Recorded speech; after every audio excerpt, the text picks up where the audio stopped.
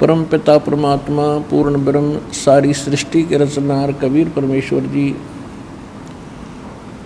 कबीर परमात्मा जी की असीम रजा से आप सभी पुण्यात्माएं सत्संग सुनने के लिए उपस्थित हुए हैं।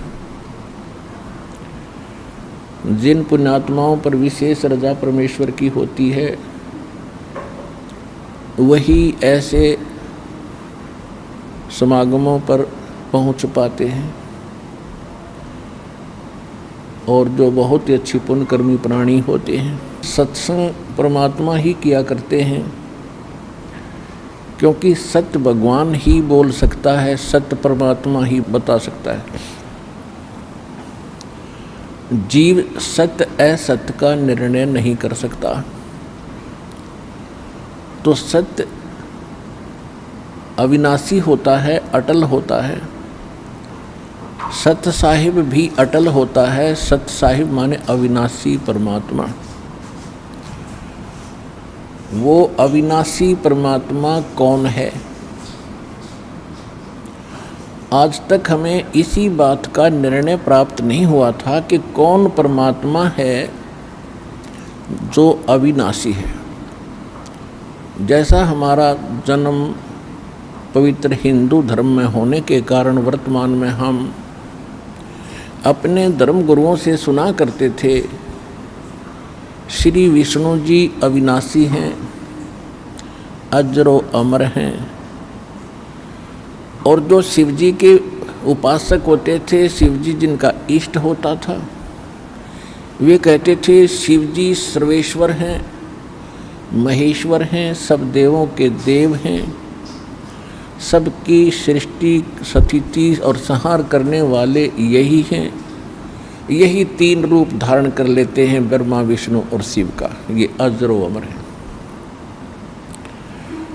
कोई ब्रह्मा जी को सृष्टि का कर्ता बताता था, उत्पत्ति कर्ता बताता था, और ब्रह्मा जी ही तीन रूप धारण करता है, शिव और विष्णु का और ब्रह्मा का।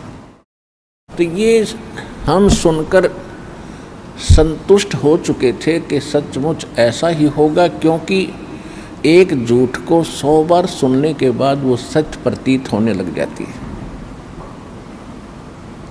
और हमने तो ये लाखों बार सुन रखी थी, हमारे लिए तो फाइनल हो गया था। कोई ये कहने वाला नहीं था कि ब्रह्मा विष्णु महेश नाशवान है। तो ये जो ज्ञान किसने दिया था? ये हमारे धर्म गुरुओं ने दिया था।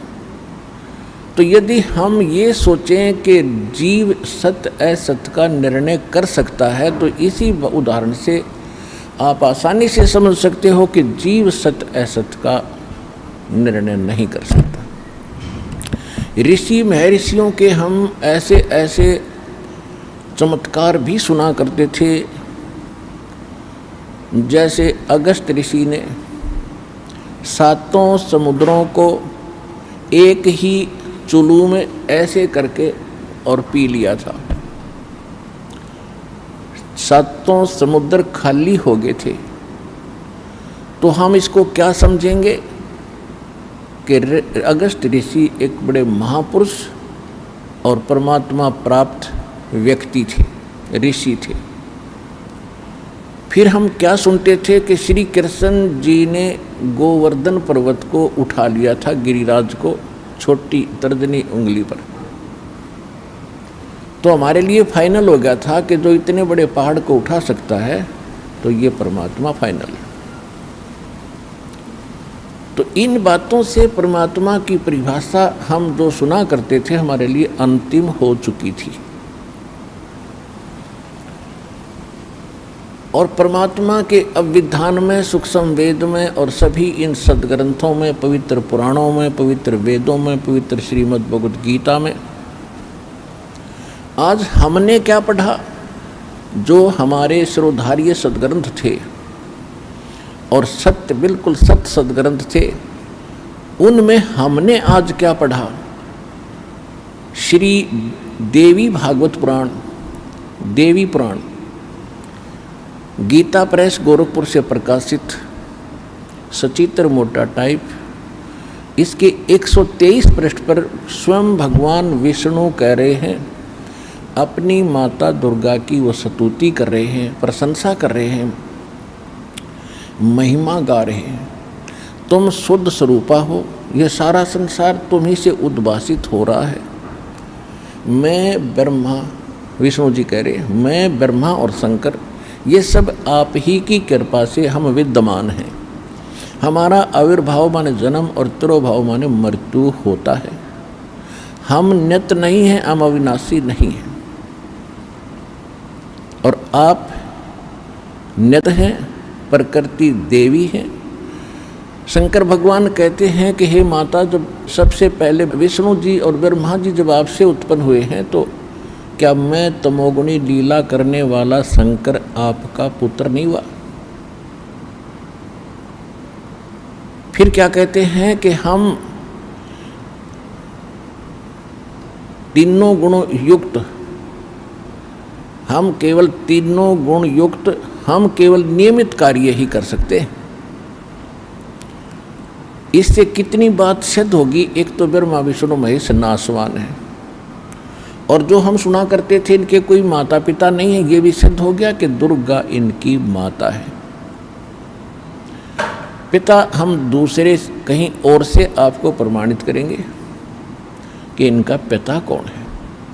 शिव पुराण के अंदर रुद्र संहिता अध्याय 4 से लेकर 6 तक स्पष्ट कर दिया है कि ये दुर्गा जो है, ये अष्टंगी, ये काल रूपी ब्रह्म जो ब्रह्मा विष्णु महेश का पिता है, ये दुर्गा का पति है, ये काल भगवान है, काल भगवान। इसको ब्रह्म कहते हैं, वेदों में इसको ब्रह्म कहा है। और गीता अध्याय नंबर 8 के श्लोक नंबर 13 में ये स्वयं कहता है, गीता ज्ञान देते समय श्री कृष्ण में प्रवेश करके गीता ज्ञान दे रहा है यही कि मुझ ब्रह्म का एक ओम मंत्र है।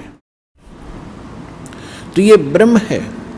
इसको दूसरे शब्दों में श्रीमद् भगवत गीता अध्याय नंबर 15 के श्लोक 16 में इसको सरपुरुष कहा। सरपुरुष, सरपुरुष कहो, सरब्रह्म कहो।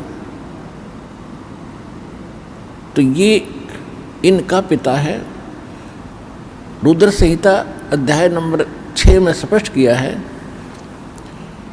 कि काल रूपी ब्रह्म, यानी इस काल से इसको सदाशिव भी कहा है, और दुर्गा के संयोग से श्री विष्णु जी का जन्म हुआ। और इसी प्रकार ब्रह्मा जी कह रहे मेरा जन्म भी इन्हीं दोनों से हुआ, दुर्गा से और काल से। फिर शिव पुराण के विद्वेश्वर संहिता के प्रथम अध्याय में नंदी केश्वर बता रहे हैं, एक बार ब्रह्मा और विष्णु का आपस में झगड़ा हो गया, युद्ध हो गया। किस बात पर? इसी भ्रम में कि ब्रह्मा जी कह रहे थे मैं तेरा पिता हूँ विष्णु जी को, क्योंकि मैं सारे सृष्टि का पिता हूँ, जनक हूँ। और विष्णु जी कह रहे थे कि मैं तेरा बाप हूँ, क्यों तो आप मेरी नाभि से उत्पन्न हुए हो, नाभि कमल से। इसी बात पर इन दोनों का युद्ध हो गया। इनके युद्ध समाप्त कराने के लिए इनके पिता काल ने, सदाशिव रूपी ब्रह्म ने इनके बीच में एक स्तंभ खड़ा कर दिया, पिलर। ये युद्ध करना बंद करके उस पिलर के और छोर को खोदने लगे। तब ये स्वयं आकर खड़ा हो गया शंकर भगवान की वेशभूषा में। ये ऐसे ही छल कपट करता, अपने वास्तविक रूप में कभी किसी के सामने प्रकट नहीं होता। इन्हीं तीनों, कभी ब्रह्मा जी के रूप में, कभी अपने पुत्र विष्णु जी के रूप में, कभी अपने पुत्र शिव जी के रूप में, ये कहीं प्रकट होकर और लीला कर जाता है। साधक भ्रम में पड़ जाता है कि ये ब्रह्मा सगुण जो देवता हैं या विष्णु जी जो सगुण देवता हैं, यही सब कुछ है। तो ये अभी तक बिजली गिरी रही, यही अज्ञान इन ऋषियों में समाया रहा। अब इससे सिद्ध हुआ कि जब इन दोनों का आपस में युद्ध हुआ, ये स्वयं आकर वहाँ खड़ा हो गया। तब इसने बताया कि पुत्रों, पहले तो तुमने अपने आप को भगवान मान लिया, तुम ईश नहीं हो, तुम प्रभु नहीं हो। ये जो कुछ भी 21 ब्रह्मांड में है ये मेरा है, यहाँ का मैं मालिक हूं। और तुमने तपस्या करके मुझसे ये 2 जॉब प्राप्त किए हैं, 2 विभाग, रजोगुण यानी उत्पत्ति विभाग ब्रह्मा जी ने और विष्णु जी ने सतिथि, ये मैंने तुमको खुश होकर दी है, तुम्हारी तपस्या से प्रसन्न होकर। और इसी प्रकार रुद्र और महेश को भी मैंने ही ये 2 कृत दिए हैं। इससे सिद्ध होगा बोलने वाला इन चारों से अलग है 5वां। तो पुण्यात्माओं, अब सिद्ध हो गया कि ब्रह्मा विष्णु महेश इनका पिता है ये काल रूपी ब्रह्म, और ये कभी किसी के सामने नहीं आता, और इनकी माता है दुर्गा। तो ये हमारे जो धर्म गुरु थे आज तक हमें ये बता नहीं सके, और हमारे सदग्रंथों में विद्वान, कमाल की बात ये है जो हमारे सिलेबस में लिखा है और हमारे टीचर हमें पढ़ा रहे हैं कि ये बुक श्रोधार्य है और ये सिलेबस आपका, और मैं इसी से पढ़ा रहा हूँ। तो हमने उनको पढ़ा भी होगा तो हमारी समझ में नहीं आया, क्योंकि हमारे पास वो सत्य ज्ञान नहीं था जो गॉड गिवन है, क्योंकि सत्य परमात्मा ही दे सकता है और जीव सत्य असत का निर्णय नहीं कर सकता। और फिर देवी पुराण के अंदर वही सचित्र मोटा टाइप गीता प्रेस गोरखपुर से प्रकाशित के 414 पृष्ठ पे Vyas ji, writer of the Vedas, writer of Shrimad Bhagavat Gita, writer of Puranas, इन सब का लेखक है वेद व्यास जी। और वेद व्यास जी बता रहे हैं कि सतयुग में ब्राह्मण वेद के पूर्ण विद्वान होते थे और वो दुर्गा जी की पूजा करते थे। खाक वेद के विद्वान थे जो वो दुर्गा की पूजा करते थे, और ये मंदिर उन्होंने ही बनवाए हैं दुर्गा जी के। दुर्गा मीन माया के पुजारी थे, वह माया के पुजारी दुर्गा के। और उसी देवी पुराण के 7वें स्कंद में हिमालय राजा को ब्रह्म स्वरूप का ज्ञान कराते हुए वो क्या बताती है कि हे राजन, मेरी भक्ति करेगा तो इतना ही लाभ होगा। अब मैं तुझे ब्रह्म के बारे में जानकारी देती हूँ, और उस ब्रह्म का एक ओम मंत्र है, उस ओम मंत्र का जाप कर ब्रह्म प्राप्ति उद्देश्य रख, तेरा कल्याण हो जाएगा। और वो ब्रह्म लोक में रहता है, तुम वहां चले जाओगे, तुम्हारा कल्याण हो। अब देवी तो कह रही है ब्रह्म की पूजा करो, और हमारे ऋषि कह रहे हैं कि वेद के ब्राह्मण, हमारे जो धर्म गुरु थे सतयुग में ब्राह्मणों से ही चला हमारा धर्म गुरु, यही रहे इस पूरे विश्व के, और ये कह रहे हैं दुर्गा की पूजा करो। हर वेद के विद्वान थे, वेद में है कहीं दुर्गा के एक अक्षर दिखा दो दुर्गा की पूजा का होता है। तो एक खाक विद्वान थे, वेद पढ़ने पर भेद ना जान ये बच्चे पुराण 18, और पत्थर की पूजा करें और भूल गए सिरजनारा। ये सूक्ष्म वेद भगवान ने बताया, उस ज्ञान में लिखा है जो सत्य ज्ञान है। फिर क्या बताया है कि दुर्गा कह रही है कि ब्रह्म की पूजा करो, और ब्रह्म क्या कह रहा है, ब्रह्म क्या कह रहा है। गीता अध्याय नंबर 8 के श्लोक 13 में गीता ज्ञान दाता ये ब्रह्म है, श्री कृष्ण में प्रवेश करके बोलता है। ये ऐसे ही छल करता है जैसे विष्णु पुराण में आपको बहुत बार दिखाया है। एक बार देवताओं का राक्षसों का युद्ध हो गया, राक्षस जीत गए, देवता हार गए। देवता ने जाके फिर कहीं एकांत स्थान पर छुप छाप कर भगवान की प्रार्थना की। ये काल विष्णु रूप धारण करके उनके सामने प्रकट हो गया, और इसने कहा कि मैंने जो तुम्हारी मन की बात है वह जान ली, आप जाओ और एक पुरिंजय नाम का अक्षत्रिय राजा है, उसको युद्ध के लिए अपने पक्ष में खड़ा कर लो, और देवताओं को साथ कर लो और राक्षसों को ललकारो। मैं उस पुरिंजय के शरीर में प्रवेश करूंगा और राक्षसों को मार दूंगा। ये गीता प्रेस गोरखपुर से प्रकाशित श्री विष्णु पुराण के तीसरे अध्याय में और 233 पृष्ठ पे। फिर 242 पृष्ठ पे इसी अध्याय में फिर क्या लिखा है, एक बार गंधर्वों का और नागकुल वाले व्यक्तियों का आपस में युद्ध हुआ, तो गंधर्व जीत गए और ये नाग गोत्र वाले जो नागकुल के थे वह पराजित हो गए। तो इन्होंने फिर भगवान की स्तुति की। फिर ये काल फिर प्रकट हो गया इनके सामने विष्णु रूप धारण करके। इसने कहा कि तुम जो मानधाता का पुत्र है पुरकुत्स, उस पुरकुत्स ने या तैयार करो युद्ध के लिए, अपने पक्ष में खड़ा कर लो, फिर मैं उसमें प्रवेश करूंगा और फिर गंधर्व न मार दूंगा, नाश कर दूंगा। ऐसा ही कर दिया। तो इसने गीता अध्याय नंबर 4 के श्लोक नंबर 5 और 9 में इसने क्या कहा कि अर्जुन, तेरे और मेरे बहुत जन्म हो चुके, तू नहीं जानता मैं जानता हूँ। और 9 में क्या कहा, चौथे अध्याय के 9वें श्लोक में, कि मेरे कर्म अलौकिक हैं, जन्म और कर्म। अब इसके कर्म अलौकिक कैसे हैं? जैसे प्रकुत्स में प्रवेश करके राक्षस मार दिए, पुरिंजय में प्रवेश करके गंधर्व मार दिए, और जब महाभारत का युद्ध होने के लिए तैयार हो गया, आमने सामने सेना खड़ी होगी, और उससे पहले श्री कृष्ण मना कर रहा था भी युद्ध ना करो, बहुत जुल्म हो जाएगा। और यहाँ तक ये कह दिया था आखिर में कि तुम मेरे पास चलो, वहाँ रह लेना, युद्ध ना करो। तो पांडवों ने लास्ट में 5 गांव डिमांड कर दी थी कि दुर्योधन सारी पृथ्वी में से 5 गांव दे दे, हम अपना निर्वाह कर लेंगे। श्री कृष्ण की शिक्षा मानकर उन्होंने युद्ध करना उस समय भी नहीं चाहा था, लेकिन विनाश काले विपरीता बुद्धि, दुर्योधन की विपरीत बुद्धि हो रही थी, नहीं माना। श्री कृष्ण जी ने यहाँ तक कह दिया था कि एक तरफ मेरी सेना होगी और एक तरफ मैं अकेला हूँगा, क्योंकि सब डिवाइड हो रहे थे आधे आधे नाश करने के लिए। कोई उसके पक्ष में, कोई पांडवों के पक्ष में सेना राजा इकट्ठे हो रहे थे, काल ने तो करवाना था नाश। और श्री कृष्ण जी नहीं चाहते थे युद्ध हो, क्योंकि सतोगुण भगवान है, विष्णु जी के अवतार हैं।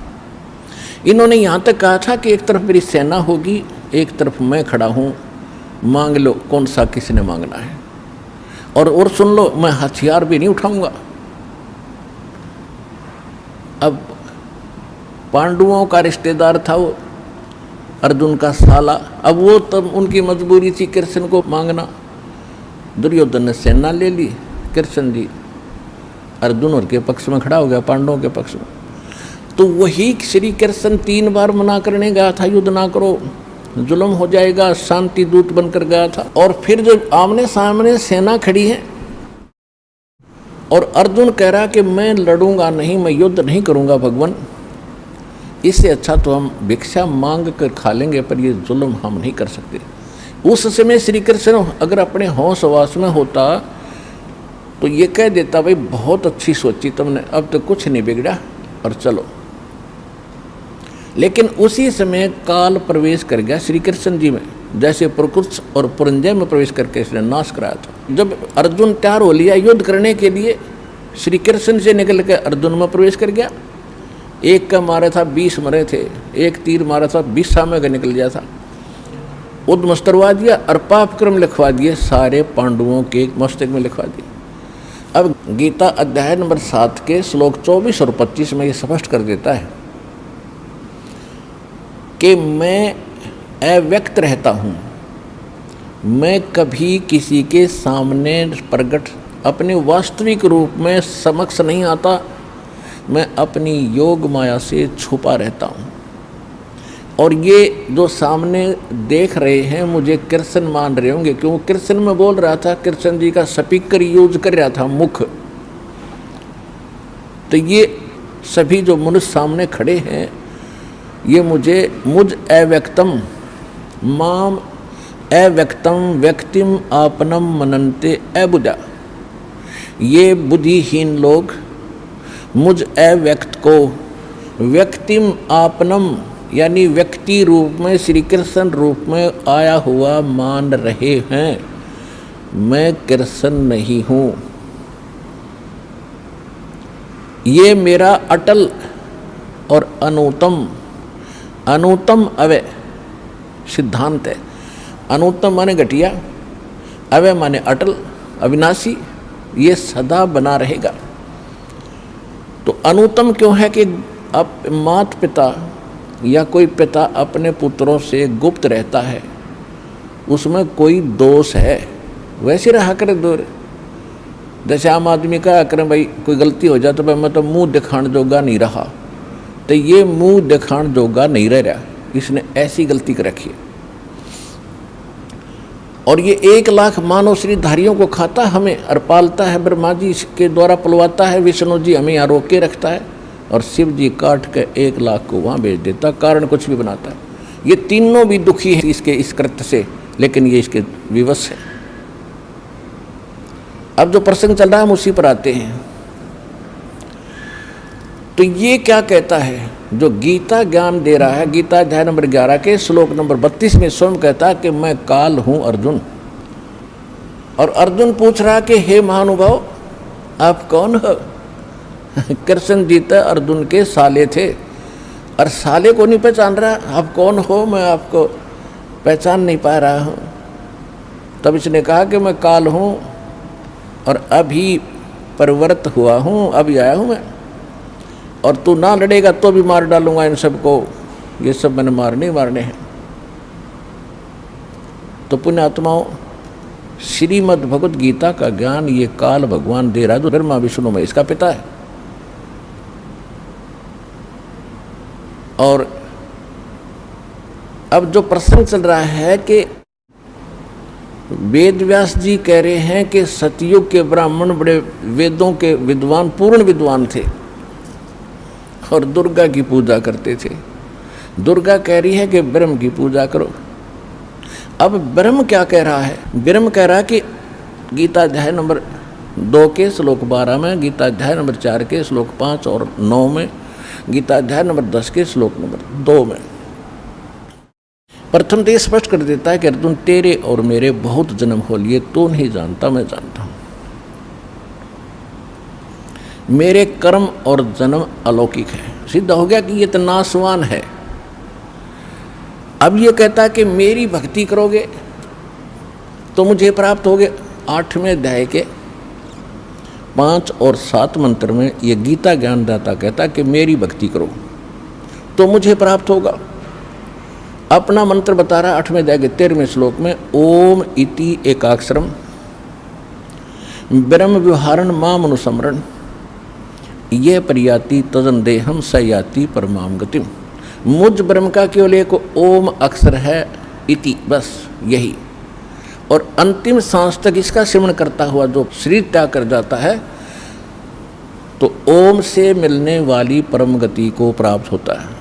ओम से परम गति कौन सी प्राप्त होती है? जैसे आपको बताया था श्री देवी पुराण में 7वें स्कंद में और 652 पृष्ठ पे हिमालय को उपदेश देते हुए दुर्गा जी कह रही है, क्या कह रही है कि ओम का जाप करो, ब्रह्म प्राप्ति उद्देश्य रखो, ब्रह्म लोक में चले जाओगे, तुम्हारा कल्याण हो। सीधी सी बात है। ब्रह्म, ओम ब्रह्म का जाप है और ओम से ब्रह्म लोक प्राप्ति होती है। तो गीता अध्याय नंबर 8 के श्लोक नंबर 16 में कहा कि ब्रह्म लोक में गए हुए प्राणी भी जन्म मृत्यु में रहते हैं।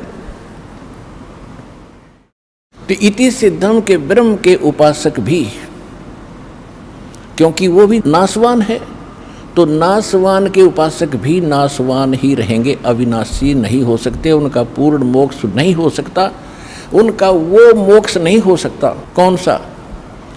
श्रीमद् भगवद गीता अध्याय नंबर 18 के श्लोक नंबर 62 में कहा कि अर्जुन तू सर्वभाव से उस परमेश्वर की शरण में जा, उसकी कृपा से तू परम शांति को, सनातन परम धाम को, शाश्वत स्थान को प्राप्त होगा। उसके विषय में ऑप्शन छोड़ दिया है 4 अध्याय के 32 और 34 श्लोक में कि वो तत्व ज्ञान, वो परमात्मा ही स्वयं अपने मुख कमल से आकर बोलता है, वो यथार्थ ज्ञान है, वो सत्य ज्ञान है, वो सत्संग है।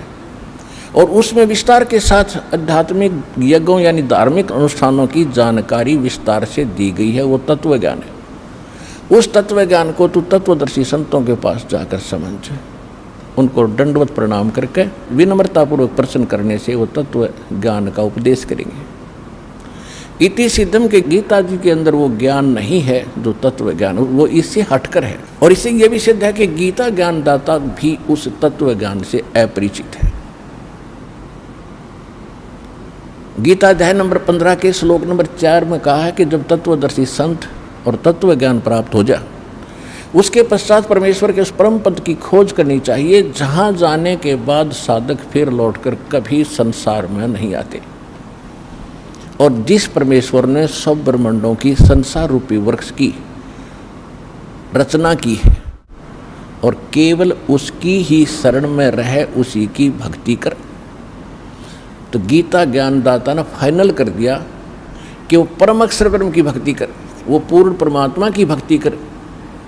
अब गीता अध्याय नंबर 7 के श्लोक नंबर 29 में गीता ज्ञानदाता बता रहा है कि जो मैंने ज्ञान दिया है कि तत्वदर्शी संत की खोज कर लो, और जो मेरे इस ज्ञान का आश्रय कर लेता है तो वो व्यक्ति जो जरा और मरण से छूटने के लिए प्रयत्नशील हैं। जरा माने वृद्धावस्था के दुख और मरण माने मृत्यु के कष्ट से जो परिचित हो चुके हैं, वो उन जो इससे छूटने के लिए ही भक्ति कर रहे हैं, यत्नशील हैं, वो तत्ब्रह्म को और सारे अध्यात्म को और सभी कर्मों को जान चुके हैं, वो उससे परिचित हैं। जब यहाँ के पूरे अध्यात्म से हम परिचित हुए और यहाँ के जो इन कर्मों से हम परिचित हुए, कितने भयंकर दुख हम भोग रहे हैं, तो आज हम क्या चाह रहे हैं? हम केवल जरा और मरण से छूटना उद्देश्य रखते हैं। तो गीता अध्याय नंबर 7 के श्लोक 29 में जब ये कहा कि तत्ब्रह्म को और सारे अध्यात्म को और सब कर्मों से वो परिचित है व्यक्ति जो केवल जरा और मरण से छूटने के लिए भक्ति करते हैं, संसार की किसी अन्य वस्तु की डिमांड नहीं रखते, तो वो तत्ब्रह्म से परिचित हैं। तत्ब्रह्म तो गीता अध्याय नंबर 7 में श्लोक कुल 30 हैं। 29 में आपको बता दिया। 30 में इसने ये कहा कि जो मेरे तक सीमित है वो मुझे ही जानते हैं और किसी के तक उनकी बुद्धि जाती नहीं, क्योंकि उनको तत्वदर्शी संत नहीं मिला।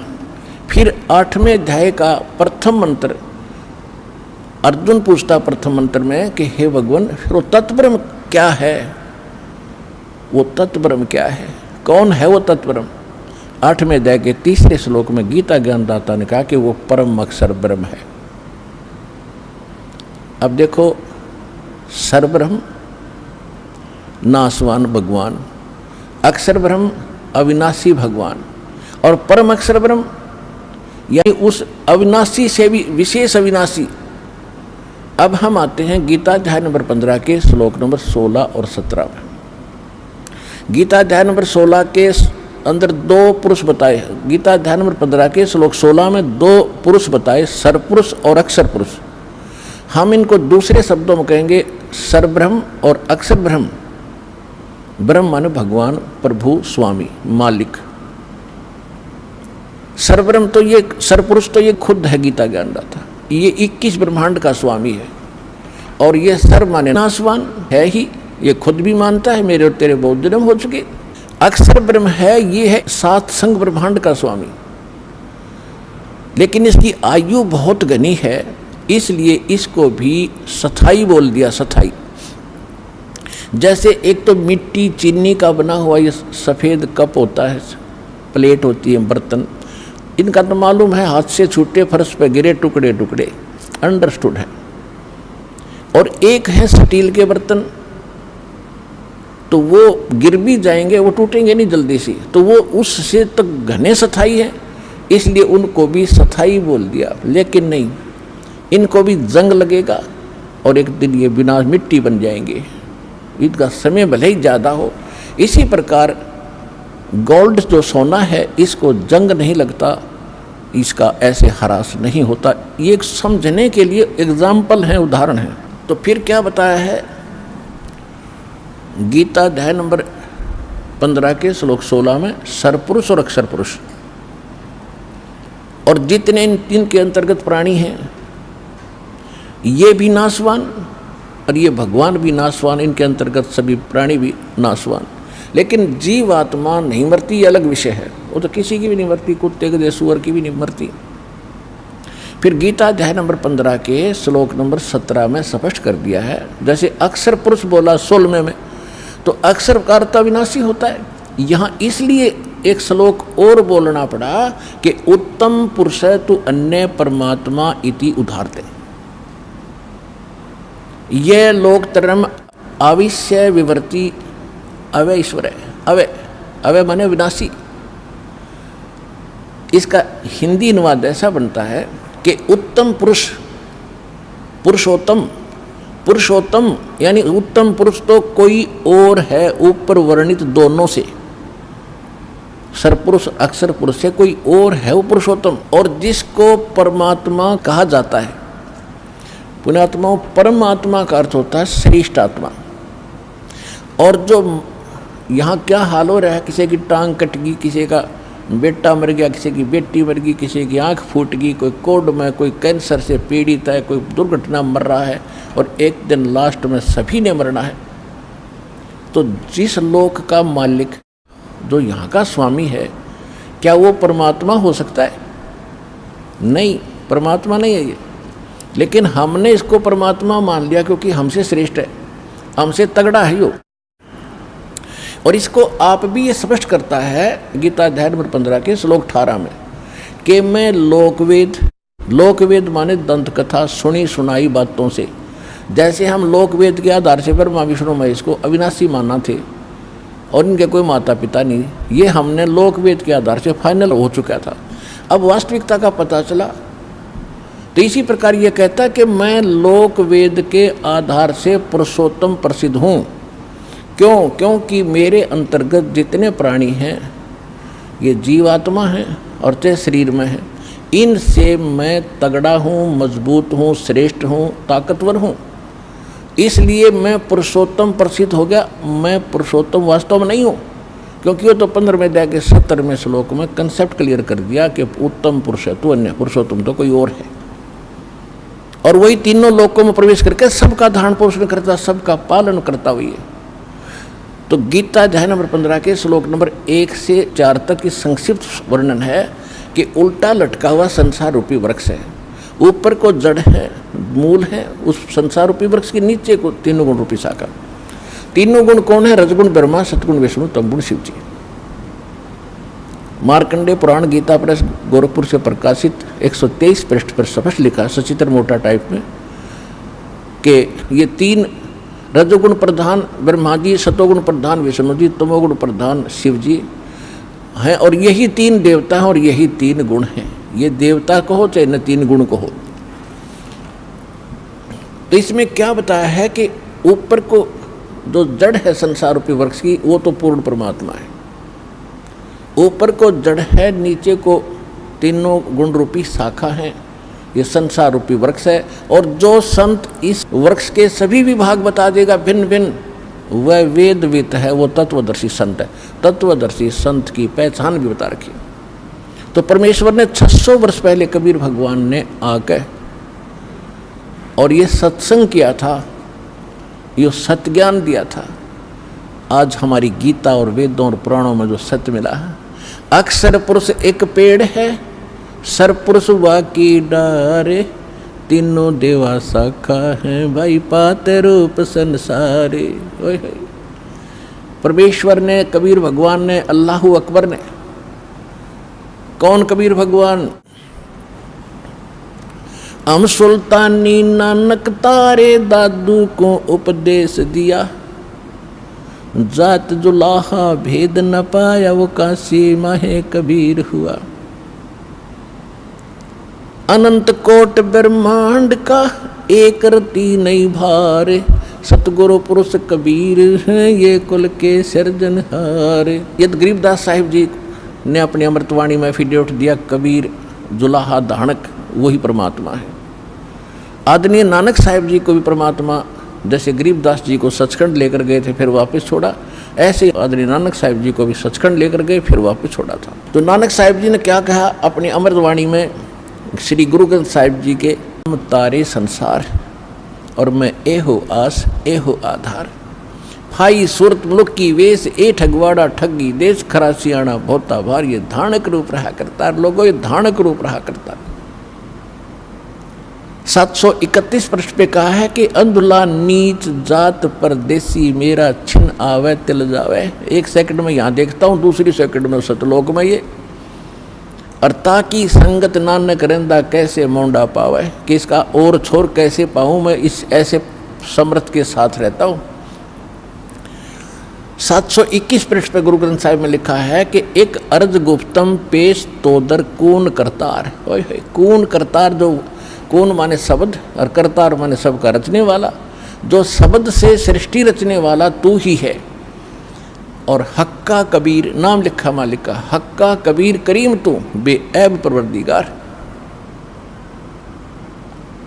अब वो परमात्मा है जिसने आके खुद यहाँ पर सत्संग किया और सच्चा ज्ञान दिया। वही सतगुरु है और वही आकर के यहाँ एक सच्चे भगत की भूमिका करते हैं, एक नेक नागरिक का अभिनय भी वही करते हैं। अपना करके खाओ, जैसे राखे भगवान न्यूं रहो, ज़्यादा इस दौड़ धूप माया की संग्रह करने में अपना जीवन मत नसाओ, नाश ना करो। ये एग्जाम्पल दिया दाता ने, और जो ये भी उन्होंने प्रमाणित कर दिया कि जो सच्ची लगन से मुझे भजता है, संसार की दृष्टि में बेशक निर्धन दिखा है, पर भगवान की दृष्टि में सबसे धनवान है। जैसे परमात्मा कपड़ा बुनते थे, बुनाई का केवल मेहनताना मिलता था उनको, उसमें से भी अपना परिवार के योग्य जो आवश्यक था सामान लाए, बाकी बच गया। भंडारा कराया करते थे, सत्संग करते थे, उसमें भंडारा लगाते थे, यानी दान करते थे। और फिर ये दिखाया परमात्मा ने कि कल्पे कारण कौन है, कर सेवा निकाम, निष्काम भाव से भक्ति कर मेरी, और मन इच्छा फल देऊंगा जो पड़े मेरे तक काम। जब मेरे सतर का काम आओगा, जब देखना बेटा तेरी कैसे मदद करूंगा, पर सच्चे दिल से तू मेरे साथ लगा रहे।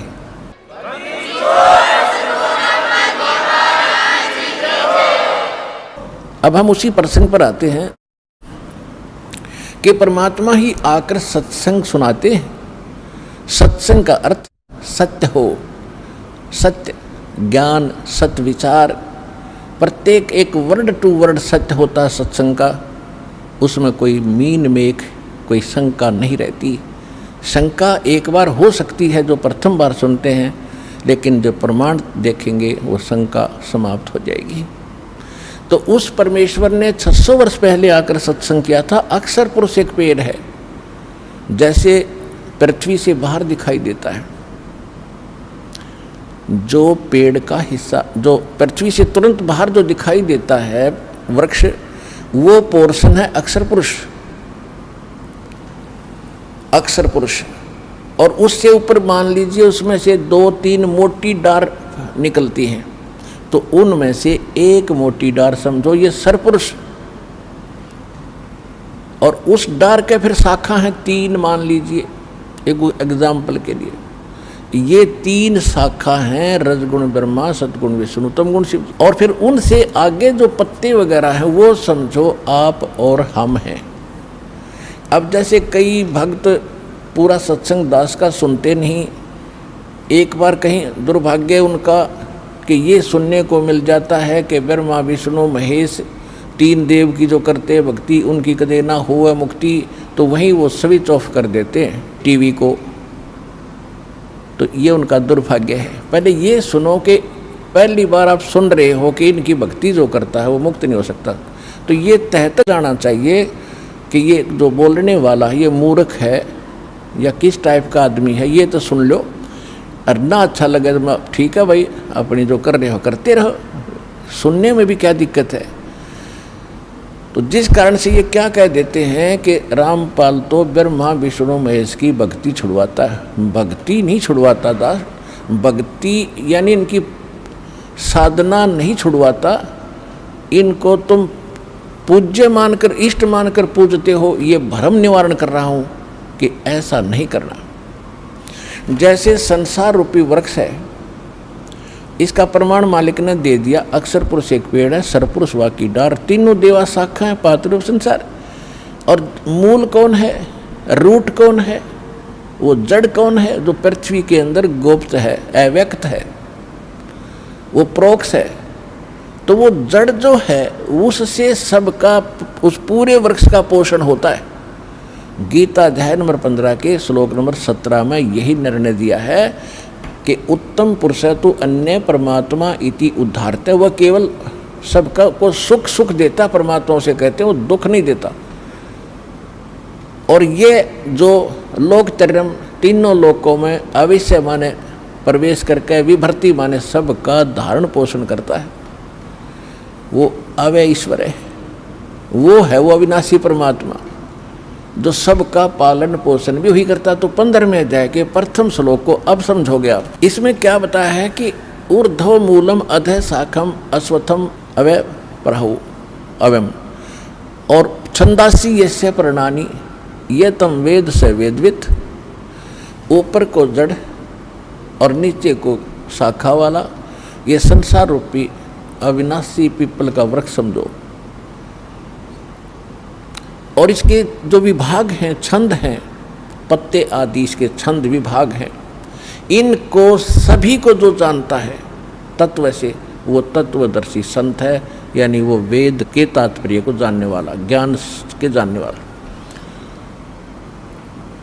तो इससे सिद्ध हो गया कि जैसे कोई कहते हैं कि भी रामपाल तो ब्रह्मा विष्णु महेश की पूजा छुड़वाता है, इनकी भक्ति बंद कराता है। भक्ति देखो, एक तो होती है साधना और एक होती है पूजा।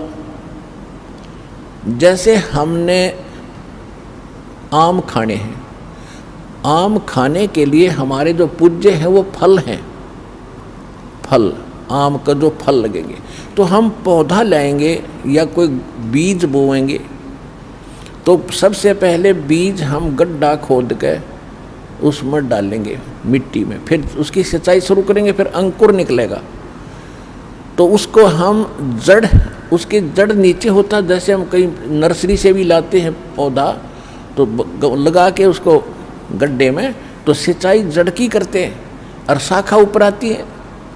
ये शाखा है ब्रह्मा विष्णु महेश तीनों शाखा, और हम फिर पात रूप में हैं, इष्ट रूप में पूजा करनी है मूल की। और मूल मालिक कौन है? वो परम अक्षर ब्रह्म है, ऊपर को जड़ है, जिसकी जड़ रूपी जो भगवान है वो है हमारा पूज्य। तो हमने उस इष्ट की पूजा करनी पड़ेगी।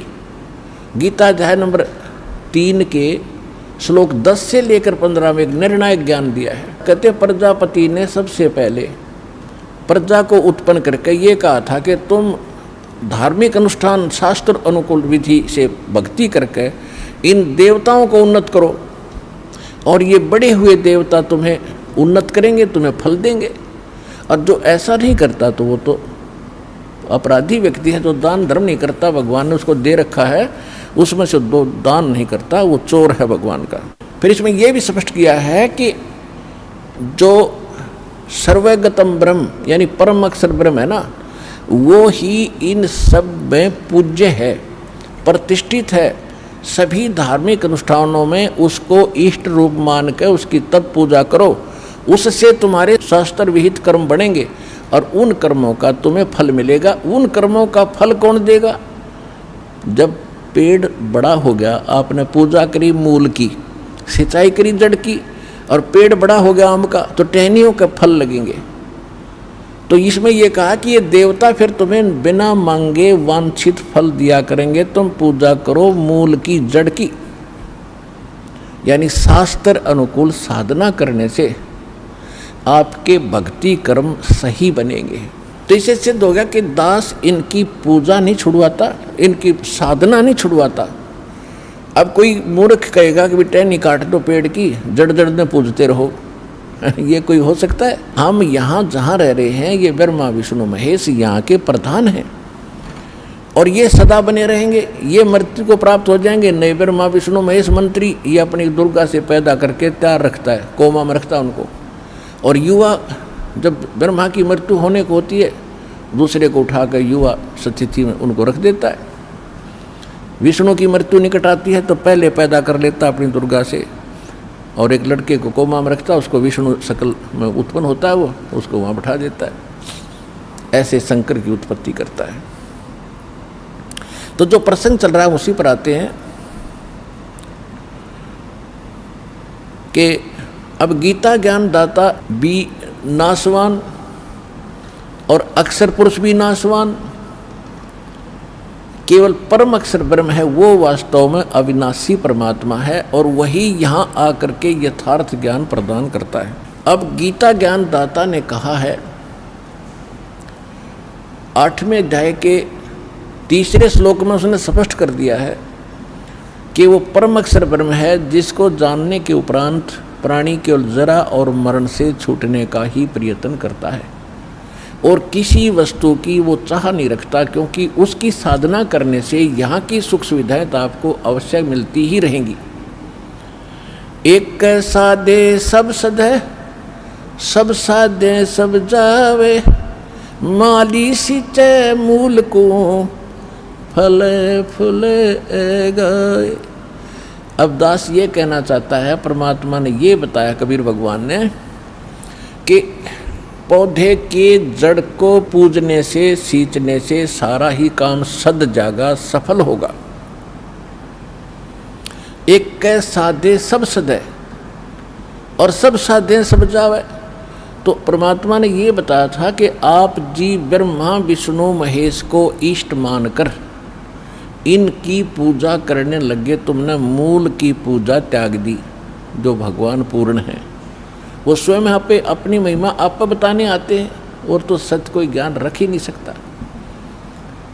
तो उन्होंने क्या बताया है कि आप ऐसे करो, इन ब्रह्मा विष्णु महेश को पूज रहे हो, ऊपर को जड़ कर ली, टहनी गाड़ दी गमले में यानी गड्ढे में, तो तुम्हारा भक्ति रूपी पौधा यानी धार्मिक तो तुम्हारे शुभ संस्कार भक्ति कर्म के वो नष्ट हो गए, वो कामयाब नहीं होते, तुम्हारा जीवन नष्ट हो जाता है। जैसे टहनी गमले में गाड़ने से और मूल जड़ ऊपर करने से पौधा नष्ट हो जाता है, ऐसे आपकी शास्त्र विधि ताकर मनमाना आचरण करने से आपकी भक्ति नष्ट हो जाती है। श्रीमद् भगवद गीता अध्याय नंबर 15 के श्रीमद् भगवद गीता अध्याय नंबर 16 के श्लोक 23 और 24 में स्पष्ट किया है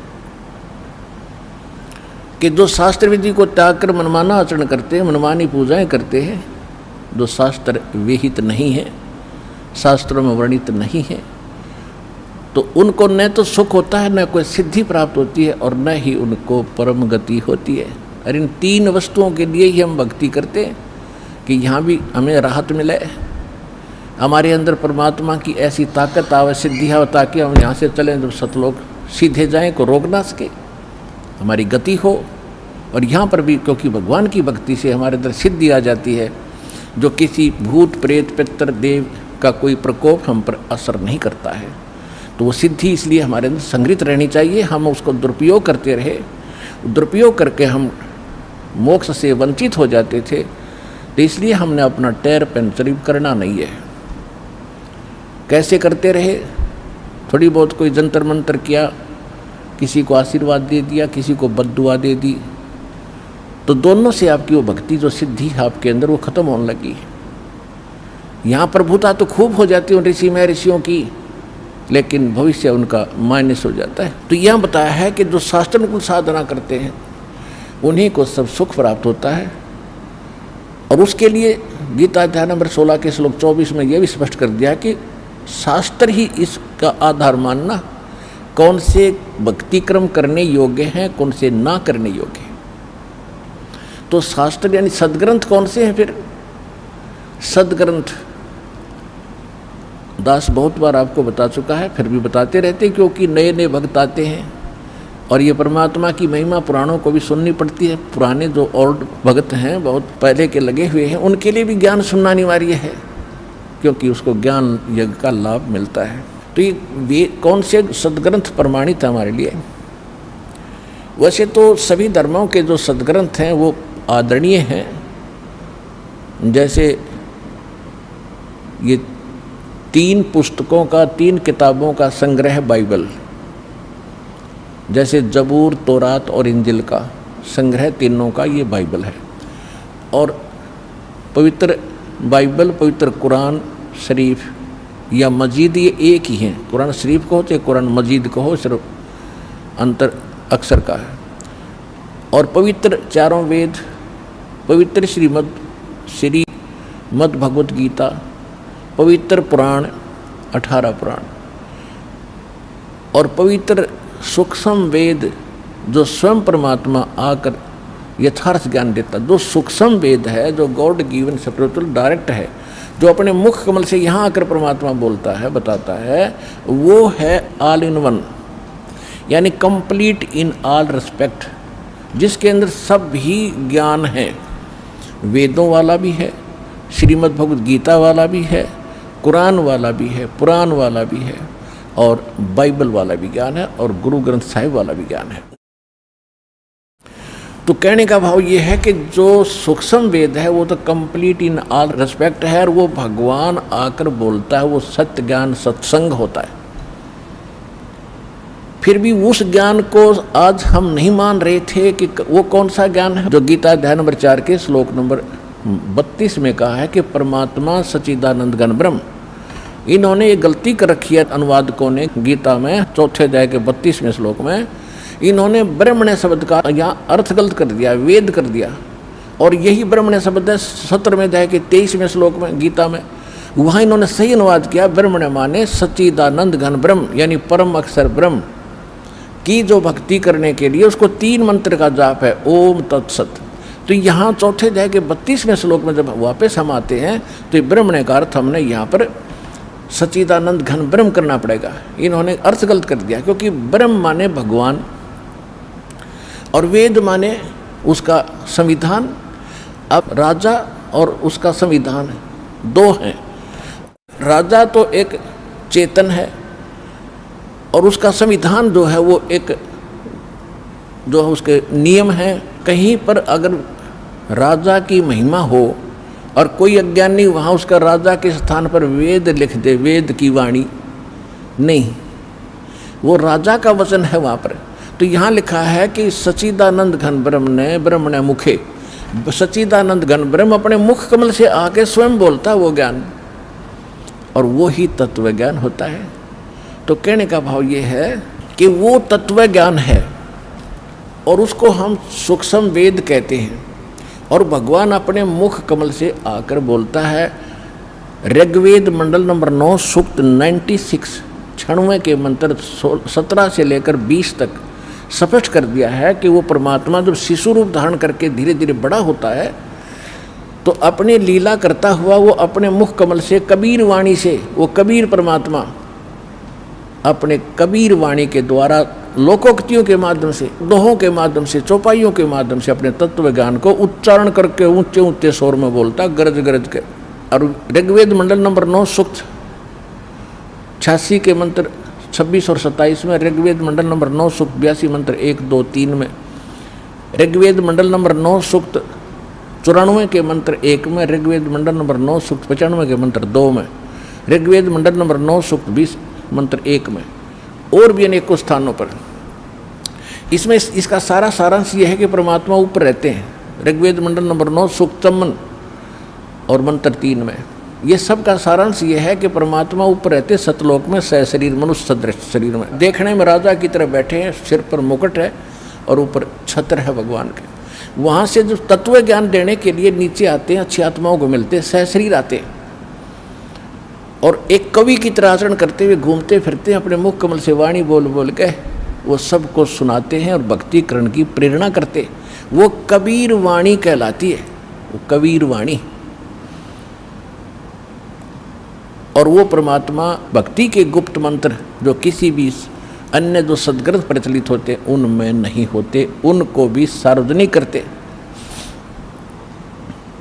अपने आत्मा एक मुसलमान बच्चे ने, क्योंकि ये सभी बच्चे समझदार होते जा रहे हैं, उसने खुद आकर बताया जी मैं बचपन से ही कुरान शरीफ को शिरोधार्य मानता रहा हूँ। और जब मैंने प्रथम नाम मिला, पहले तो सारा ज्ञान आपका तुलनात्मक देखा, कुरान शरीफ में भी देखा कि आप बताते हो भी वो परमात्मा कोई और है, कुरान शरीफ का ज्ञानदाता स्वयं कहता है मैं भी उससे परिचित नहीं हूँ। तो मैं प्रभावित होकर दीक्षा ली। जब मैंने सेकंड नाम लिया तब मेरा चांदना और रोशनी हुई हृदय में। उसने बताया कि इस कुरान शरीफ के अंदर एक सूरत सुरह नाम की सूरत है, सुरा, और 42 नंबर। उसकी प्रथम आयत में लिखा है 3 मंत्र, जो गीता अध्याय नंबर 17 के श्लोक नंबर 23 में कोड वर्ड है। उसमें तो एक सार्वजनिक है ओम, इसमें तीनों गुप्त हैं, आन सीन काफ।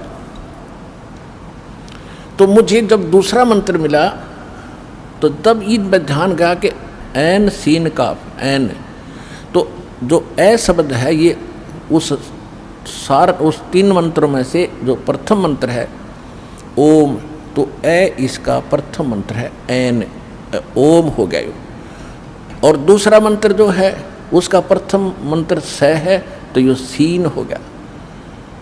और तीसरा वाला यो सार शब्द होगा, इसका मन अभी तक पता नहीं, पर ये कन्फर्म हो गए दोनों कि एन सीन का प्रथम आयत में। अब उस ज्ञान को देने वाला भी ब्रह्म है, कुरान शरीफ का ज्ञान दाता भी ब्रह्म है, उस तौरात इंजिल और जबूर का ज्ञान देने वाला भी वो ब्रह्म ही है, और गीता का ज्ञान देने वाला ब्रह्म है। क्योंकि इसने जो गीता का ज्ञान पहले दे दिया तो इसने फिर और अपने अधिक ज्ञान देने की आवश्यकता नहीं समझी। अपने मोटा मोटा विधान जो भी इसने भ्रमित करना था, जैसे करना था, अपना यो डंगा चलाना था, वो चलवा दिया। तो गीता में यो बहुत पहले ज्ञान बोल चुका था और वेदों का ज्ञान पहले सार्वजनिक हो चुका था। तो कहने का भाव दास आपको ये बताना चाहता है कि ये जो सदग्रंथ अपने हैं, अब इनमें सबसे मूल है वो तत्व ज्ञान जो भगवान स्वयं आकर बताता है। आज के सत्संग का विषय यही था कि सत्संग परमात्मा ही कर सकता है। सत्य माने सच्चा, सच का जो साथ है, सत्य का जो ज्ञान है, भगवान बिना कोई दे नहीं सकता। और जो जैसे चारों वेद थे, परमात्मा ने सबसे पहले प्रथम बार इसने पूरा कंप्लीट ज्ञान दिया था इस सरब्रह्म यानी ब्रह्म के अंतःकरण में, अपने वहाँ सतलोक से फैक्स कर दिया था और इसने निर्धारित समय कर दिया। जैसे मालिक का विधान है, जैसे विधान है कि बच्चा 9 महीने के बाद माँ के गर्भ से बाहर आएगा ही आएगा, कोई रोक नहीं सकता। ऐसे ही परमात्मा ने इसके अंदर फैक्स कर दिया था। जब ब्रह्मा विष्णु महेश थोड़े जवान हुए, उस समय इसके श्वासों से वो बाहर निकल गया, अपने आप इस ब्रह्म के श्वासों से बाहर निकला। जैसे कंप्यूटर से बाहर आ जाते फटाफट प्रिंट हो गए, ऐसे मालिक ने बटन दबा दिया, वहीं से ये फटाफट बाहर आए सारे वेद। इसने देखा सामने, उसमें सारा ज्ञान भगवान के बारे में जानकारी थी। इसने ये जुल्म किया कि जो परमात्मा के मूल मंत्र थे, मूल ज्ञान था, वो इसने नष्ट कर दिया और भगवान के डर से ये 4 वेद यानी इतना रख लिया। अब उस जो इसने यथार्थ ज्ञान भक्ति थी वो नष्ट कर दिया, उसकी पूर्ति के लिए परमात्मा को आना पड़ता है। जो वेद इसने रखे हैं शेष वो ठीक है। यदि इन पंडितों ने हमारे धर्मगुरुओं ने कोई बीच में गड़बड़ी कर दी होगी, वो अलग बात है, वो पड़ी रहेगी। क्योंकि हमारे पास कंप्लीट स्पिरिचुअल नॉलेज प्राप्त है, तो हमने उसकी भी गणनी सी जरूरत नहीं रही। क्योंकि उसको सहयोग इसलिए लेना पड़ता है इस यथार्थ ज्ञान को यथार्थ ही रूप में आपको समझाने के लिए कि ये सत्य है जो भगवान ने 600 वर्ष पहले स्वयं मालिक ने कबीर भगवान आकर बोला था ये कबीर वाणी में। तो आज आपके वेद भी बता रहे हैं, जैसे भी बचे खुचों को आप सत्य मान रहे थे, उसमें भी यही वर्णन है। और परमात्मा ने कहा था वेद मेरा भेद है, 600 वर्ष पहले कहा था धर्मदास जी को कि वेद मेरा भेद है, मैं ना वेदन के माही और जौन वेद से मैं मिलूँ, ये वेद जानते नहीं। कि ये चारों वेद जिनको तुम श्रोधारिया मानते हो, इन जैसा ज्ञान नहीं मानते, ये मेरी महिमा का ही गुणगान करते सारा, लेकिन मेरे पाने की विधि इन तुम्हारे इन 4 वेदों में नहीं रही। अब उन 4 वेदों का निष्कर्ष श्रीमद् भगवद गीता है। यजुर्वेद अध्याय नंबर 40 के मंत्र नंबर 15 में स्पष्ट किया है कि ओम कर्तु समर किलबे समर कर्तुम समर वायु अनिलम अथिदम भस्मांतम शरीरम भस्मांतम शरीरम। जब शरीर नष्ट हो तब तक वायु अनिलम यानी श्वास उश्वास से, वायु माने भी वायु, अनल माने भी वायु, वायु अनिलम यानी श्वास उश्वास से, अथिदम भस्मांतम शरीरम अमृतम भस्मांतम शरीरम ओम कर्तु समर किलबे समर और कर्तुम समर। ओम नाम का जाप काम करते करते स्मरण करो, विशेष कसक के साथ स्मरण करो, मनुष्य जीवन का मूल कर्तव्य जानकर भगवान का ये मंत्र जाप करो। और इसको वायु अनिलम, अब ये स्पष्ट हो रहा है, श्वास उश्वास से इसका सिमरण है, लेकिन इनको समझ में आया नहीं। और अंतिम सांस तक, जब तक शरीर भस्म हो, अंत हो, तब तक इसका सिमरण करना। इससे जो अमृतम प्राप्त होगा, अमृतो जो इससे मिलना है वो प्राप्त हो जाएगा। उससे कितना अमृतम है? अमृतो ही आपको पता ही दिया कि ओम का जाप ब्रह्म का है, ओम के जाप से ब्रह्मलोक प्राप्ति होती है। ये बहुत लंबा समय है इसका वहाँ रहने का ब्रह्मलोक के महास्वर्ग में। उसके बाद भी फिर इनका जन्म मृत्यु होता है, इतना अमृतो है। फिर यजुर्वेद अध्याय नंबर 40 के अंदर केवल 17 श्लोक हैं, 17, और 15वें में इसने अपनी महिमा बता दी, मेरा एक ओम मंत्र है। फिर 17वें में इसने बता दिया कि वो परमात्मा तो प्रोक्ष है, वो मूल भगवान तो गुप्त है, और मैं ब्रह्म हूँ, और मैं खम अहम खम ब्रह्म सो अहम। वो तो परमात्मा अव्यक्त है, और अहम मैं ब्रह्म हूँ, और मेरा ओम नाम है, मैं ब्रह्मलोक रूपी दिव्य आकाश में रहता हूँ। तो इसने स्पष्ट कर दिया कि वो परमात्मा कोई और है। और यजुर्वेद अध्याय नंबर 40 के मंत्र नंबर 10 में स्पष्ट कर रखा है कि कोई तो भगवान को कहते जन्म लेता संभवात, कोई कहता है जन्म लेता ही नहीं, असंभवात अजन्मा है। और जन्म लेने के उदाहरण देते हैं, राम और कृष्ण रूप में ये वही आता है। इस तरह की लोकवेद दंत कथा ही सुनाते हैं। लेकिन इसके विषय में भगवान जन्म लेता है या नहीं लेता है, वो कैसा है, उसके लिए तत्वदर्शी संतों से पूछो, धीराणाम, विज्ञानी पुरुष तत्वदर्शी संत पुरुष बताएंगे, उनसे पूछो। तो इससे सिद्ध है कि गीता और वेदों का ज्ञान एक है। श्रीमद् भगवद गीता वेदों का सारांश है। इसमें भी ओम नाम के अतिरिक्त और कोई मंत्र नहीं, ये तो ब्रह्म का। फिर इसने बताया है कि जो परम अक्षर ब्रह्म है, 17वें अध्याय के 23वें श्लोक, कि जो परम अक्षर ब्रह्म है उसके पाने का जो उसकी प्राप्ति करने वाला उस स्थान को प्राप्त कर जाएगा जहां जाने के बाद साधक फिर लौटकर कभी संसार में नहीं आते। 15वें अध्याय के 4थे श्लोक में श्रीमद् भगवद गीता। तो ओम तत्सत इति निर्देश ब्रह्मण त्रिविध समर्थ है। अब क्या बताया है कि उस सच्चिदानंद घन ब्रह्म की प्राप्ति का 3 मंत्र के जाप का और 3 ही विधि से जाप करने का निर्देश है। अब जिनको सारनाम प्राप्त हो चुका है उनको मालूम है कि 3 मंत्र को 3 ही विधि से जाप होता है। जैसे सतनाम आपको प्राप्त है, एक मंत्र बाहर छोड़ते हैं, एक अंदर लेते हैं, हो गया ना 2 विधि से। और जिसने तीसरा प्राप्त है, तो इस तरह ये 3 विधि से इसका जाप है, और यही मूल मंत्र है। इसके सहयोगी मंत्र और हैं जो छोटे मोटे अक्सर कहीं कहीं पुराणों में उनका वर्णन है, कहीं किलियम लिखा है, कहीं हरियम लिखा है, और कहीं श्रीयम लिखा है, लेकिन ये कंप्लीट कोर्स नहीं उनके पास, क्योंकि ये नीम हकीमों का दिया ज्ञान है। किसका? ब्रह्मा जी का। और ब्रह्मा जी जब जन्म होता है, ब्रह्मा जी कहता मैं कमल के फूल पर बैठा था, मुझे नहीं बेटा नारद मैं कहाँ से जन्मा हूँ। तो वो कैसे कंप्लीट नॉलेज रख सकता है ब्रह्मा जी? और ब्रह्मा जी का दिया ज्ञान 18 पुराण बने, उसी ज्ञान के आधार से ऋषियों ने फिर अपने अनुभव जोड़ जोड़ के ब्रह्मा से प्राप्त ज्ञान से, ब्रह्मा जी से, और फिर उन्होंने अपने नाम से आगे पुराण बना दिए।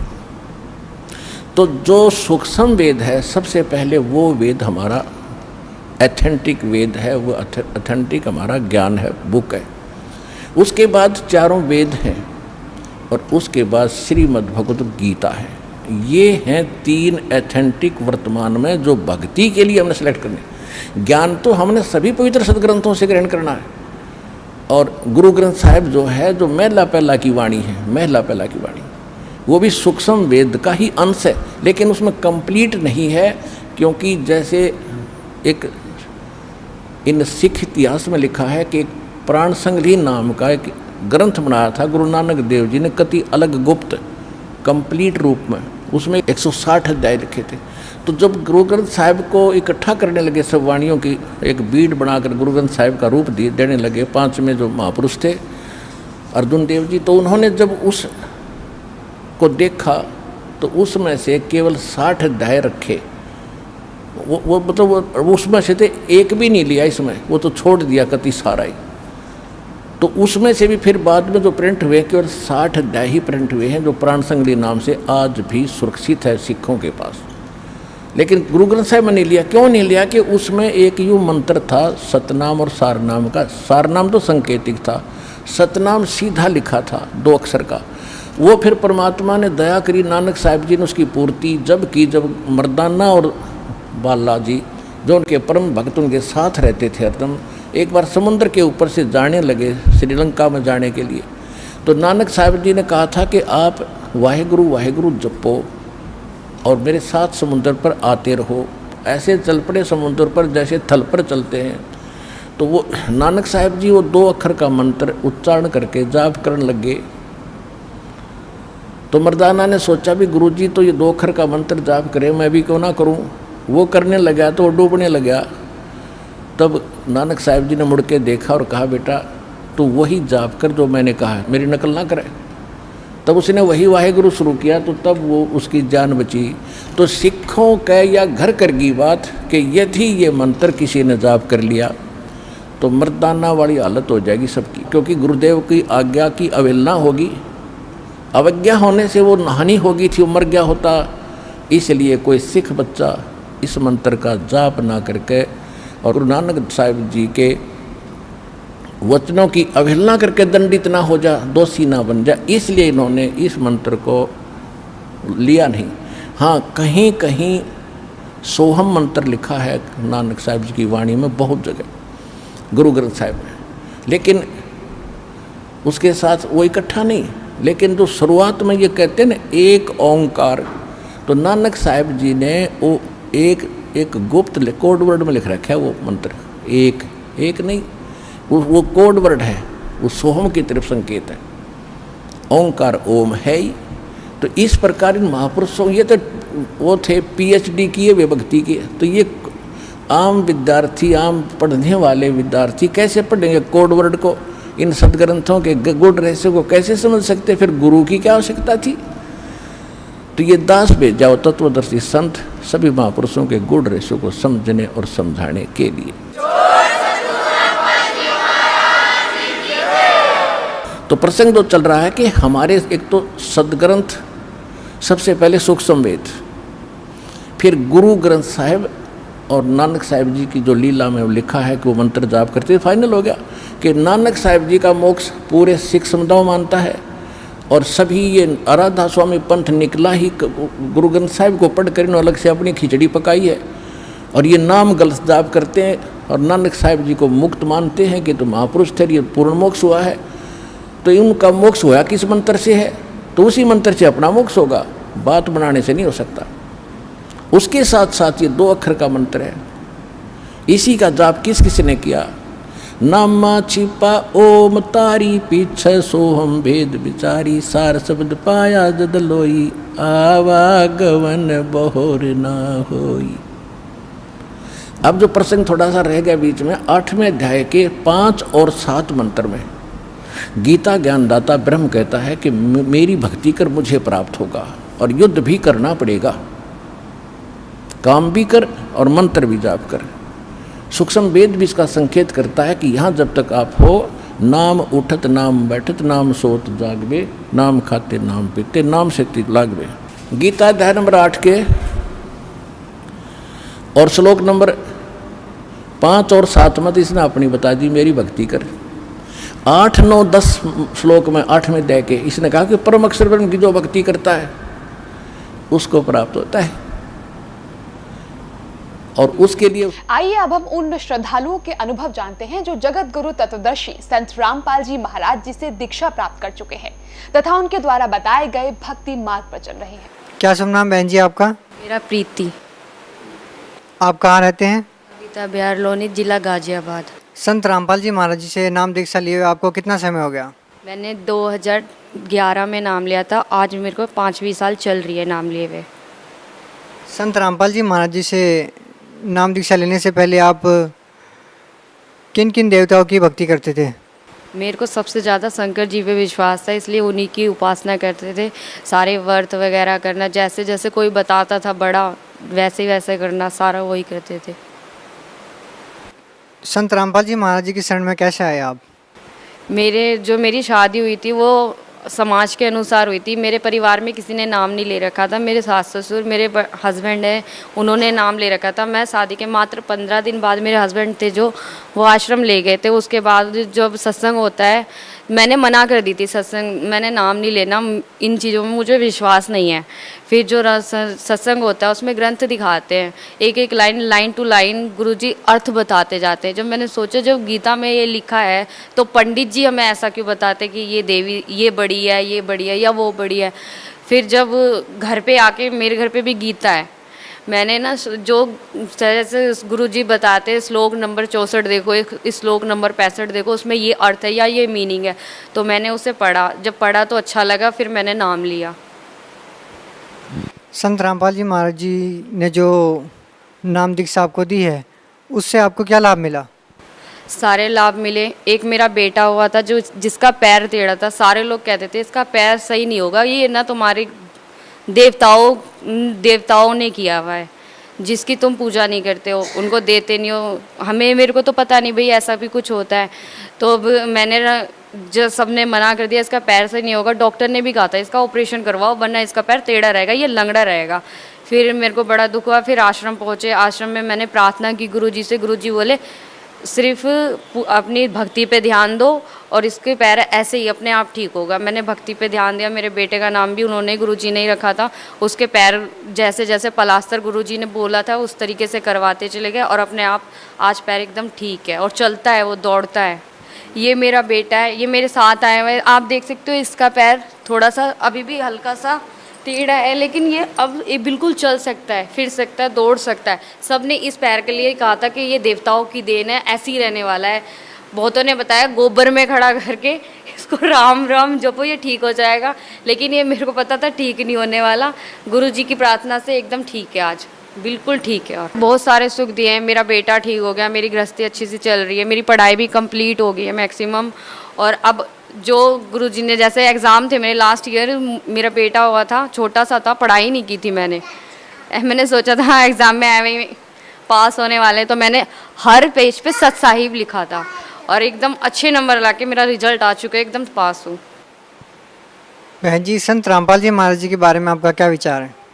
मेरे विचार ये है कि गुरुजी पूर्ण परमात्मा है, उनसे आज हमें मानव जीवन मिला है। कल पता नहीं हम किस रूप में होते। आज मैंने अपना जीवन तो कल्याण करा लिया है, लेकिन आप भी आओ, गुरुजी से दर्शन करो, गुरुजी से नाम दान लो। जो वो गुरुजी समझाते हैं, नाम दान नहीं लो, पहले समझो।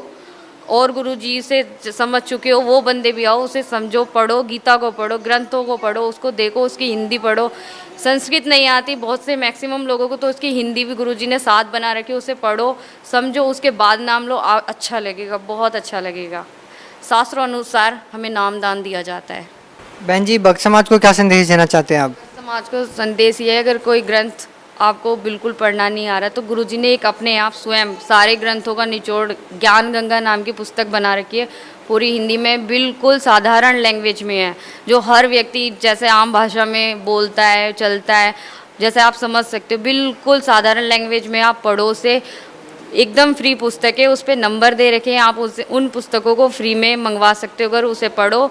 और साधना चैनल पर 7:40 को हमारा प्रोग्राम आता है जिसमें गुरुजी सत्संग सुनाते हैं, उसके नीचे नंबर दिया जाता है, उस नंबर पे आप फ़ोन करके ज्ञान गंगा नाम की पुस्तक फ्री मंगवा सकते हो और उसे पढ़ सकते हो। उसमें आप जब पढ़ोगे पूरा ज्ञान है, जब आप उसे पढ़ोगे तो आपका मन लगेगा मैं अभी जाऊं और नाम लेकर आऊं।